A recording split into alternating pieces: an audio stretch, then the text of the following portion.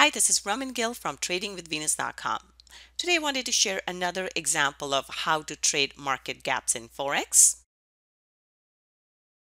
Here is another example of market gaps. This is Euro Swiss franc 15-minute chart.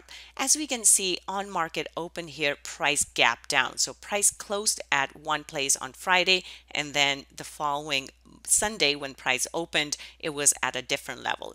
These days we are seeing more and more of these price gaps. So I just wanted to answer the audience question and help you understand how we can trade these gaps.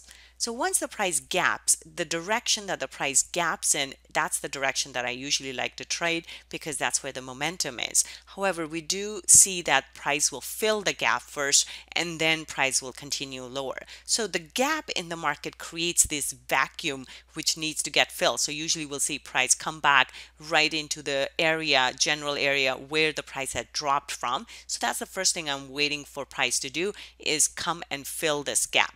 So usually price will move in the direction of the gap, but sometimes things can change after the market has opened, and that may not always happen. So first thing we have to make sure is that price is staying below our support and resistance level, and it actually wants to move in the direction that the price gap down in. So once we draw our lines and we see that the price is holding below our support and resistance area, this is the place where we take an entry. You can take an entry here, or if you wanted a confirmation, you can take an entry here or here. So these are a little bit bigger candles, show more momentum, whereas this is right off the bat where price held below this level that it had previously dropped from, and this is more of an aggressive entry. This is more of a confirmed entry. So either way is the right way to trade. So we just want to make sure that price is holding below that support and resistance level. That's the most important thing to keep in mind.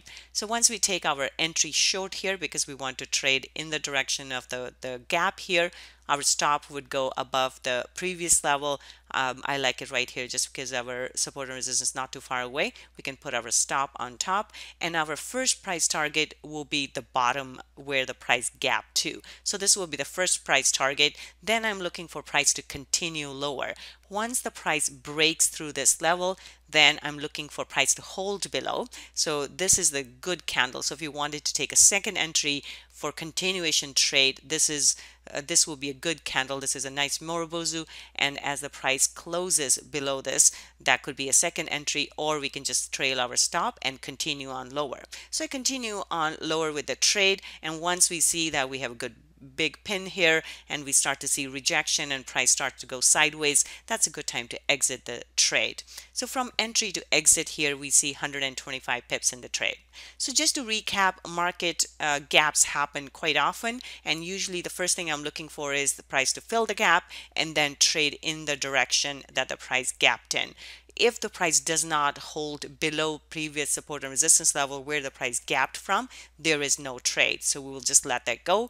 But once we see that the price is holding below the support and resistance area where the price had gapped from, that's when we take the entry. Stop goes above the previous highs here, and our first target will be the bottom where the price gapped to, and then a continuation trade further on. So we exit the trade once price starts to go sideways. So from entry to exit here, 125 pips in this trade, or $1,250 if trading one standard lot.